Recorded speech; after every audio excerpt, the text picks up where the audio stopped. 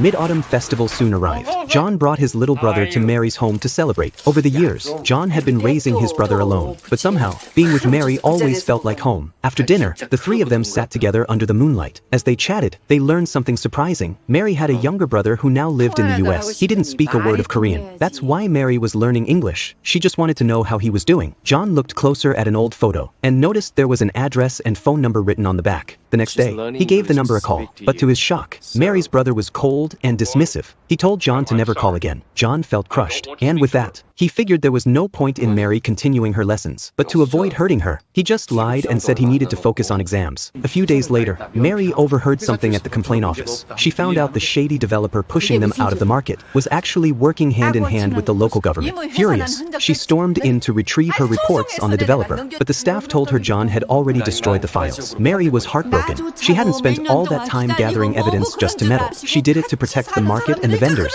She'd lived alongside for decades, people who were just trying to survive. She lashed out at John and finally slapped him across the face. Panicking, John blurted out what Mary's brother had said on the phone. Mary collapsed in tears. For days, Mary's shop remained closed. Her only sister, Young-shin, had taken a turn for the worse. Young-shin had long been diagnosed with dementia, but she had written Mary a letter long before she lost her memory.